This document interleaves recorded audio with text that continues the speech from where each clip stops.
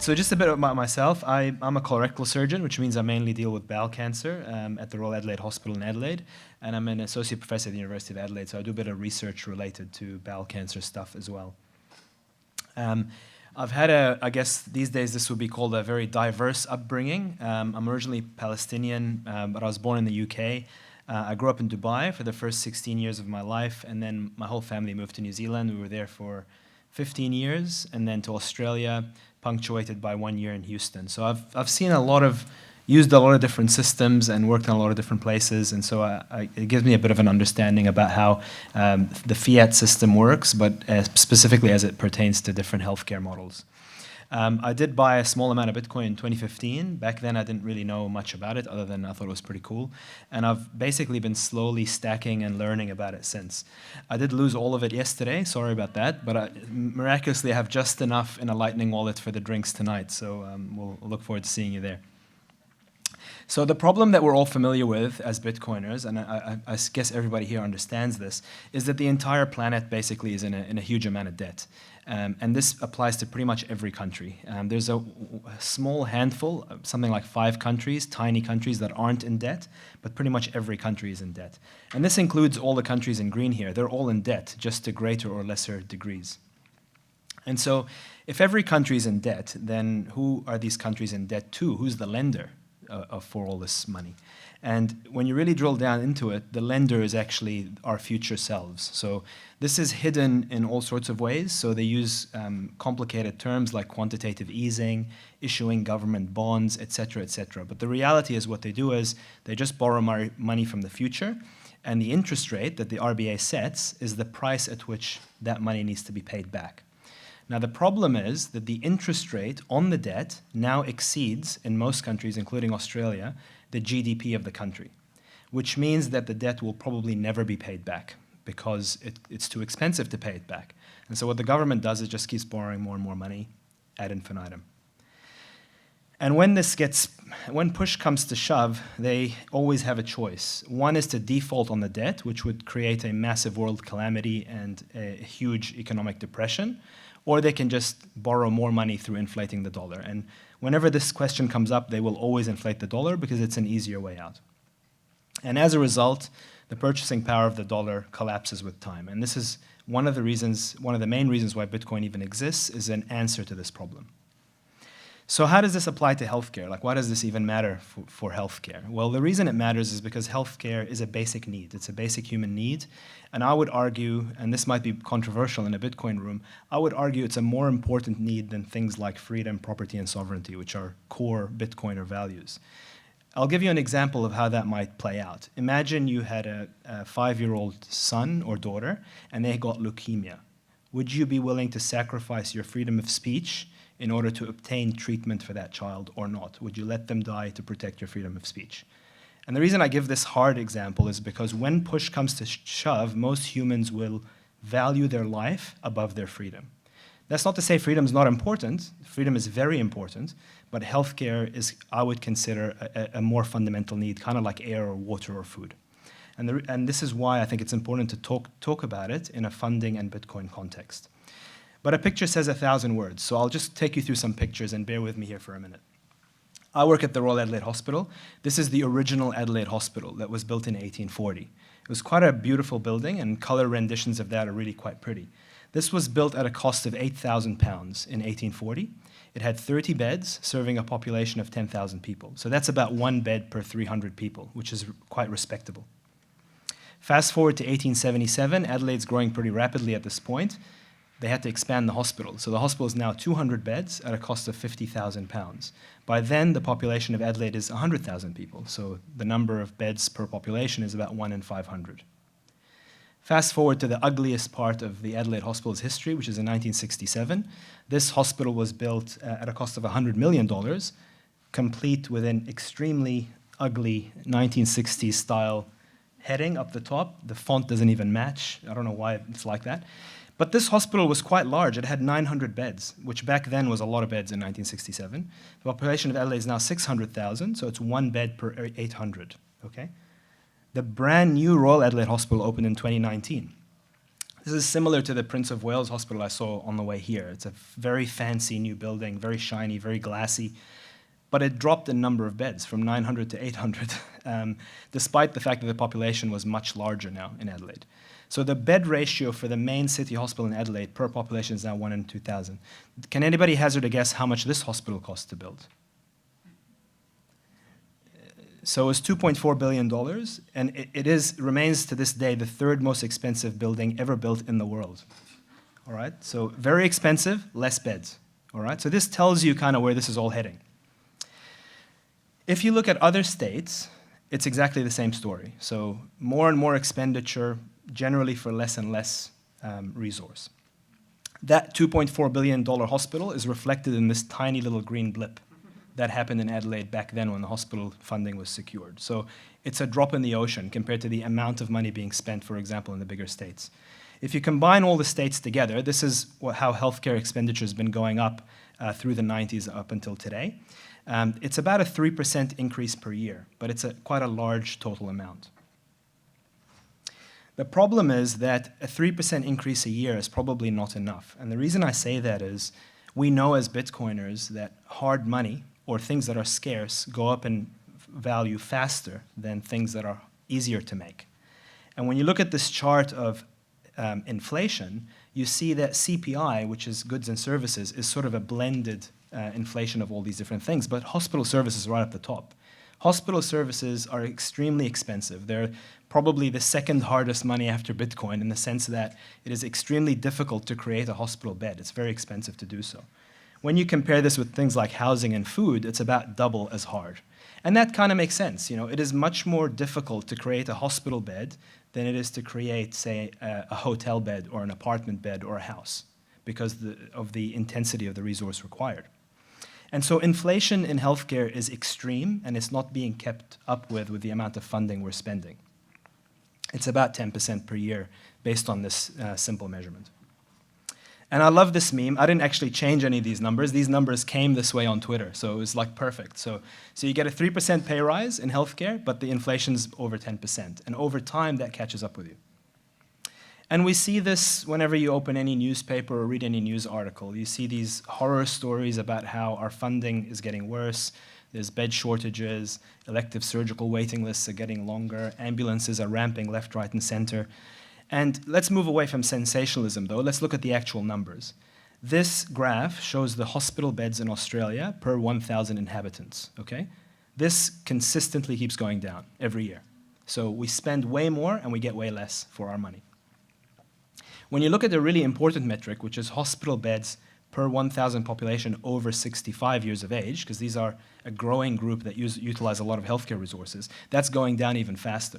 All right, so there is a bed shortage issue that's been slowly creeping up on us and getting pretty bad.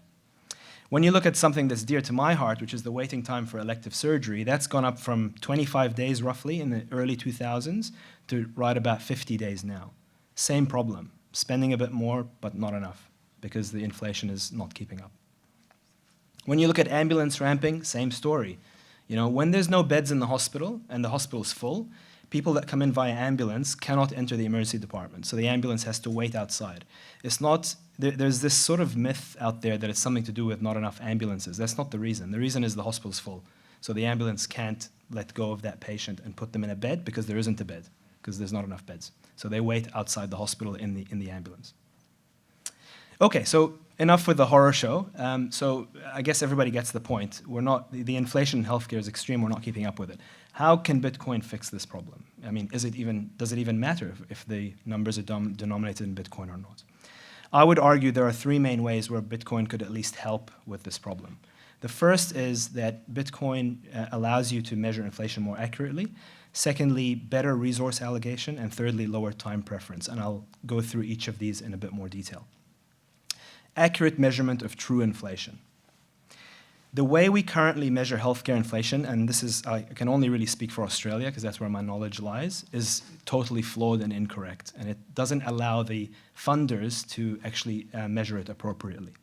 When you look at the actual number, this is the most recent number, sorry it's so small, but the Australian government thinks that healthcare inflation in 2020 and 2021 was 1.96%, all right? That's insane. There's no way that that's how much healthcare price went up in that year, particularly just following on from COVID. It's a lot higher than that. We all know that. So how did they get to this number? They use this thing called the GFCE.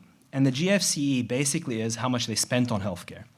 So you get this circular argument where they go, how much did healthcare go up last year? Oh, this is how much we spent on it. Therefore, this is how much it should go up next year.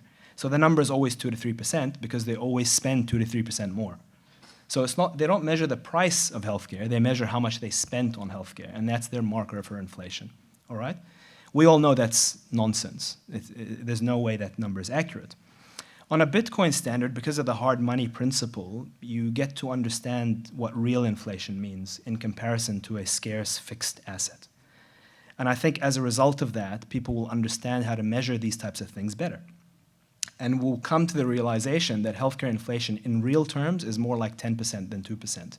And that gives us the option of deciding to spend more on healthcare if we think it's valuable. At the moment, we stand no chance because the measurement's wrong. What about better resource allocation? The way the money system works at the moment, we all know, is it's sort of flawed in that the government, or the Reserve Bank rather, which is an unelected institution, creates money.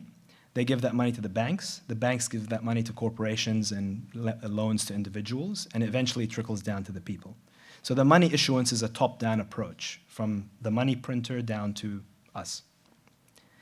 And the problem with that, we all know, is the Cantillon effect, where the closer you are to the money printer, the more you stand to gain from this process. So you can think of it like a waterfall or a water spigot. The source is up the top, that's where most of the money is, and the plebs are down the bottom. So in other words, the patient with appendicitis that turns up to hospital is down the bottom. So who stands to benefit from this?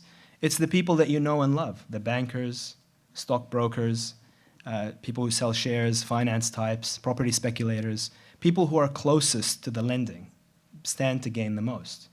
And the people that are down the bottom, educators, teachers, nurses, ambulance workers, doctors, etc., tend to be down the bottom because it's quite far away from the source of the money supply.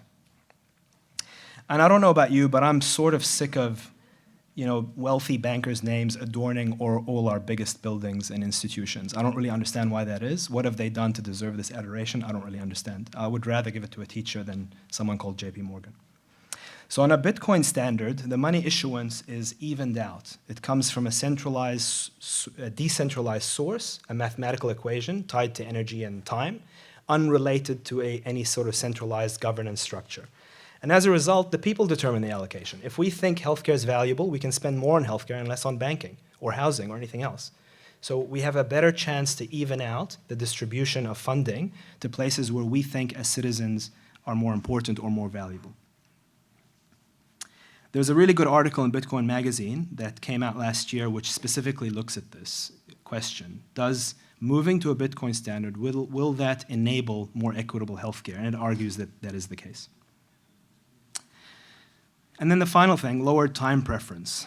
Modern fiat consumerism is bad for our health. I don't want to fat shame anybody. I don't want to be disparaging in any way. However, I will say that when you've got short-term thinking, when your money doesn't mean anything and you're more likely to spend it sooner, the way you live your life tends to be shorter term. And that leads to problems like smoking, gambling, drinking, obesity, in my view. And I think you'll see this, that as people become harder and harder Bitcoin maxis, you'll notice that for some reason they seem to become healthier and healthier. Those two are connected. The way they're connected is, on a Bitcoin standard, when you can think about the future in a more meaningful way, when you can save your wealth, save your money, you're incentivized to make better decisions about your life. And you're taught certain values like delayed gratification, longer term thinking. And I think if we could get back to that scenario where there wasn't an incentive to become unhealthy in a quick way, that would lead to less healthcare utilization, in my view. So I think that is a sort of a more global advantage to Bitcoin. Now, I did say that would be the last one, but there's one more thing which I'll talk about. Are these first world problems? And I put this meme in here because my wife's in the audience, so she doesn't know this is up there, by the way. She likes to tell me that I'm a big fan of proof of work, except for proof of housework. Apparently, that's not something I like. What about global health? I mean, are these first world problems we're talking about, things like obesity and $2.4 billion hospitals and things? Does this apply to the rest of the world? And I think it's worth discussing this because as healthcare people, we have an obligation not just to the people immediately around us, but to the rest of the planet as well. When you really look at this, you will realize that unbanked populations, developing nations, this is just more extreme. They still have the same problems, just at a much higher rate. This is a chart showing where the inflation is worse around the world. And there seems to be a direct correlation between parts of the world where inflation is extreme and currencies are being debased at a rapid rate and really quite terrible healthcare outcomes. So this is not a first world problem. This is a global problem. It's just less acute, if anything, in the first world.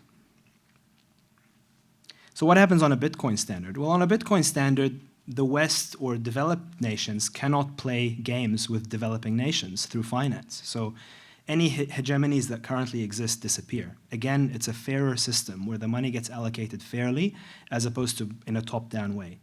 But also within those communities and within those societies, you can't have a dictator that decides to inflate the currency overnight to pay for their Ferraris while their people suffer. So it takes away the power locally as well as globally. And the playing field is just generally more level, and we can expect that healthcare outcomes will improve worldwide if the money is fixed. So if we accept that Bitcoin is good for your health, and I hope I've made the argument that it probably is, what do you do about that? You can spend a lot of time worrying about things like self-custody and rioting in the streets and things, or you can just vote with your money and with your knowledge. So just read about Bitcoin, understand the technology and its promise, what it means. Consider voting with your money, so save some of your money, some of your Australian dollars in Bitcoin. That's probably the biggest vote you can make to move to a Bitcoin standard. Try and keep the money in self-custody. Don't worry about short-term price. You're making an investment in a much longer-term idea. And talk to people about it. There's a reason why I'm here. It's because I want to talk to people about it. And I think you should spread the word as much as possible. Talk to healthcare workers about it. Try and get them to understand what's at stake. And just know that this is the 1% here. This is the new 1%. You are the 1% that are hopefully changing the world for the better. And hopefully that 1% one day will become 99%. So thank you very much. I'm happy to answer any questions. I don't know if I've got a minute for a question. 2 minutes. Excellent. If you want to find me, I'm on these things, but if you have any questions, happy to answer them. Thank you.